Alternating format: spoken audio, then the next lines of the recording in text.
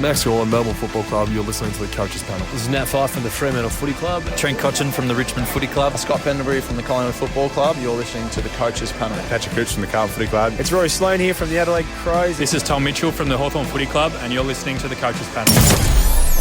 Hello friends, it is MJ from the Coaches Panel. Welcome back to another of the 50 most relevant podcast episodes where every single day we look through who I believe are the most relevant players in Supercoach, AFL, Fantasy and Dream Team. We throw them all together in a big melding pot. So if you play one, some or all of the fantasy formats of the game, there's something for you in every single episode.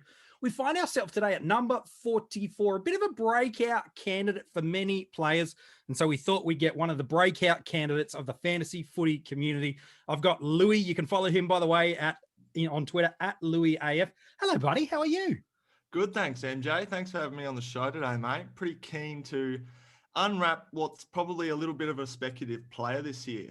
It's a really interesting one when you start to dive into some of the details. And again, you can read all about him now at coachespanel.tv. But the former first round pick now finds himself at the Essendon Football Club thanks to a trade during the latest trade period. He has picked up mid-forward eligibility. And let's be honest, truth be told, if he was just a mid, he would not make the list. That forward eligibility is one of the key things that's made him pick up into this 50. His best ever score last year was an 84 in Supercoach. That came against the Crows.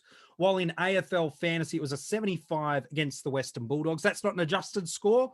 It's actually what he did. So around about that 90 marker if you're using the times 1.25, which is kind of the cleanest way to be able to do an adjusted average. In terms of his best ever scores, those are it.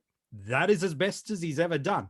And while an average price point, he's going to set you back just under a 65. It was a 64.8 in Supercoach, meaning in that format, he's priced just under 350K, just over 54 an average last year in AFL Fantasy. Again, that's an adjusted average.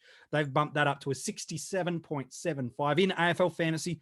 He's going to set you back pretty much flatline, 500K, while in Dream Team, very, very similar price, $500,700. And Louis, if you've been watching any of the Essendon Football Club over the past couple of years, ever since Jobe Watson kind of retired from the game, that footy club has been crying out for someone that's a big body that loves to win the contest and has a little bit of burst from stoppage. And that's what they've gone and picked up with Jai Caldwell. Definitely. At the moment, they've got Dylan Shield, Andrew McGrath, Zach Merritt, Darcy Parish, probably their main rotation. And in that mix, you'd say McGrath's probably the toughest, most in and under. They really want to be feeding it out to Dylan Shield and Zach Merritt and Darcy Parish as often as possible. We've seen what they can do when entering inside 50. They've picked up some tolls in the draft. So I think they're really going to want to utilise the skills that Jai Caldwell has. And he's said for a couple of years now, he wants to play that in and under mid. And even the coaching staff have said that that's a role that they've already flagshipped him to play. Yeah, and what's going to help that even more so is the failed trade attempt for Josh Dunkley. That's where coaches might have been a little apprehensive about how much they'd be keen on Jai. Let's be honest, it probably would have pumped Josh Dunkley's fantasy relevance through the roof had that trade gone off. But because of that, as you've talked about, his desire has meant he's now at Essendon. There's a vacancy there. There's a role there. As a junior, we've only seen him really play less than a dozen games of football. But as a junior, he was renowned for his physicality, that big body midfielder, really clean hands. Someone even contrasted him to his former captain in Stephen Cornelio. And he's just bide his time. And Jackson Haley is another name we might talk about, the 50 most relevant. He too has left that football club at GWS looking for further opportunity. If we go back to his 2019 year and start to look at some of the fantasy footy numbers he delivered, we did get some small glimpses of a scoring potential. And again, it was without really any midfield opportunity. In his debut game, it's 13 possessions. He took 5 marks, 6 tackles, finished the game with a 72 in AFL Fantasy and Dream Team, a 73 in Supercoach. And then last year, he played 9 games. He delivered 3 scores over 70, 2 over AFL Fantasy. Again, they're not adjusted scores. And they're not stunning numbers, really, are they, Louis? But I suppose if we contrast them with knowing he didn't really get much midfield time, to get there and thereabouts, that does give us some hope that he has got some fantasy scoring potential. That's it. There's certainly something there. We've seen little glimpses at times, and he's been able to get on little scoring bursts where he has gotten those 20-point quarters, which is nice to see. In terms of improvement, we saw him improve by an adjusted score of 12.75 points in 2020. That's only his second year of AFL football. So he could be that elusive third-year breakout that everybody starts to chase. But based on what he's been able to do as a junior and in the AFL so far, his numbers don't exactly point to, using an example like a James Warple last year, where he had the junior numbers behind him to suggest that he's a player that can really hit the ground running and scoring immediately in the AFL, whereas Caldwell has been a little bit touch and go so far and probably needs to show something really early on in the season if you're going to pick him and persist with him, I think. Yeah, he's such a difficult one already through the 50 most relevant. Just in the past couple of days, we've revealed names like Tom Phillips, Lance Franklin, Joe Danaher. And again, in different formats, these guys are all got different levels of value and increased or decreased relevance. But he finds himself in that really interesting position where he does present potential value, but we've also got some proven value that's 100, 200,000 cheaper. We've also got some guys that are, a little bit more expensive, but have shown that they can go that 90 plus for us across the formats. Over the 2 years he did spend at GWS, he did just play the 11 games of football. That wasn't just because he couldn't get into the side in terms of contests for spots. That was consistent injury issues dogging him. And that wasn't just something that happened through his time at GWS, right throughout his junior career as well. There was just continual soft tissue injuries. Even in his final season before he got drafted in the under-18s, he only played 3 TAC Cup games for the Bendigo Pioneers, just 1 for Vic Country and a handful for his school side. So the club, GWS, before moving him on, obviously not with a lot of joy about letting him go, they were really conservative with him, weren't they, Louis? They were taking their time. They were trying to build that body up, trying to make sure that he could handle the physicality of football.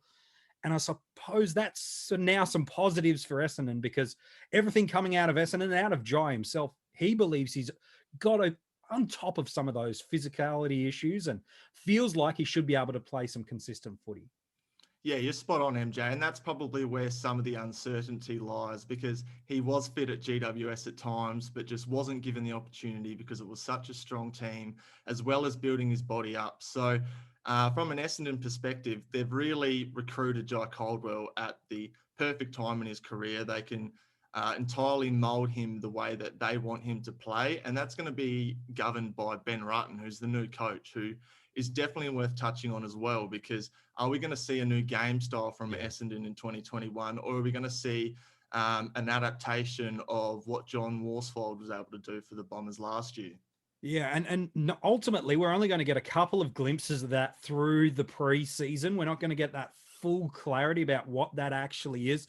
They did bring in some tools that you alluded to, Louis, mate, right at the top of the episode. That's handy for us. Perkins, really the only midfielder, quote unquote, that they've brought into the side that they're going to give those games to. So it's going to be interesting, because all the planets feel like they're aligning, but then there's just some doubt for me under the surface, because you go third year in the season, third season, AFL, has got that understanding of what's required of him. Moved into a team where there's a vacancy in the inside midfield role. Is priced for us at a position where he's got value. He even has the forward eligibility. So everything's there, but we just have only seen glimpses of it. I know we saw glimpses from Andrew Brayshaw, in 2019. We saw pockets of it. And then in 2020, everything worked out for him, where he ended up being one of the best forwards for us across all the formats last year. So for some, they might be thinking he's the Brayshaw of 2020. He's the Warple of 2019. But we've not really seen it. And you talk about that game style. There's other midfielders there that have also been waiting for that full opportunity to really dominate through the midfield. And while it could be Caldwell's role to take, Darcy Parish has also been biding his time to try to get a full-blown midfield role. That's it. And in the past, we've also seen in and under midfielders don't have the ceiling that we perhaps think they may, being, around the contested situation so often. I mentioned earlier on in the podcast, Essendon want to dish it off to Zach Merrett and Dylan Shield because they can use the ball by foot entering 50. So we're probably going to be looking at circumstance with Jai Caldwell. It's worth mentioning that he's come from GWS, which is a high fantasy scoring team as well. And he's gone over to Essendon, who ranked 14th in the competition, as well as not using the ball by foot and by hand as much as what GWS Giants do. So there could be a little bit of a knock there too. It's all about how he assimilates to the team, I think. Yeah, and it's for those there's a lot of big question marks and unknowns. He's in a new team with a new coach. He's only shown us a dozen games of elite league footy, and we don't know that he's going to do it. There are guys that, like I said, cheaper a few days ago, Buddy Franklin, Joe Danaher. Again, they've got their own injury concerns, but with them, if they're fit, Tom Phillips, we talked about, who is number 49 in the 50 most relevant. We know that if they get the role, they can score. We know that if we're on the park, they can score. Everything's projected and forecast that it should for Caldwell, but there's nothing proven beyond glimpses in games. It's why for me right now, I'm not really that keen on him. I certainly on the watch list. I'm keen to see what he does through the preseason, but he's not locked, stocked, and immovable out of any of my sides in fantasy, dream team, or super coach. What's your take, Louis? Are you going to pick him, pass him, or just someone watch? I'll definitely watch. As we've seen already, he's had a role pinned for him. So, look, if he can play that to a certain standard in the preseason, then that may show me enough to pick him, but it's going to depend on who's priced around him and how they perform as well. One thing I think is quite interesting with Jai Caldwell is that of the top 10 2018 draft class, only Bailey Smith was younger. So it suggests that he's probably, 6 to 9 months behind that 2018 Super Draft. So there is a little bit of scope for catch-up improvement too. So it's definitely one to watch in the preseason. Yeah, and if you're looking to pick him up in a draft league, again, every format has a different strategy about how you go in doing that. In keeper leagues, he's going to have some nice value for you this year because he's got the potential to do something nice for you. But in a single season draft league, look, I don't see him going inside the top 20 forwards by season's end. I think he's got potential, but I don't think he's going to be there. It's why, for me, I wouldn't advocate for reaching for him anywhere further than an F3 on draft day. I'd feel pretty comfortable with him as my F4, but someone's going to buy into this preseason hype, won't they, Louis? They might be an Essendon fan. They might see him, dominate one of the preseason games or an intra-club, and then they reach for him a little bit early. So I'll probably not end up drafting him on draft day for that reason. But would you go any earlier than F3 for him in a draft? Look, I'd go F3 at absolute worst. I think F4 is more his position. And I think you're spot on. An Essendon fan probably will go early on Jai Caldwell or someone who's buying into the hype. So I'd let them take that risk. But at F4, there's a whole lot worse options that you could have in that position as well. Yeah, no, I think so too. Hey, mate, appreciate your thoughts today, Louis, as we've talked about Jai Caldwell. No, beautiful, MJ. Appreciate you having me on the show. Mate, anytime you like. If you want to get in touch with him on Twitter, it's at Louis, Lewyaf. He would love to have a chat with you, not just about Jai Caldwell, but about anything fantasy footy related in the preseason. If you want to read the article on Jai, that's online now at coachespanel.tv. And also it's where you can get the links to join the Patreon army, and you can get some early access content to these podcast episodes. Yep. They already know who's at number 43. They're ahead of the game with you right now, my friend. You can also go and check out a whole bunch of other exclusive access content. We'll be back tomorrow. Number 43 of the 50 most relevant might just be one of my favorite players that you could pick in 2021. Give it up.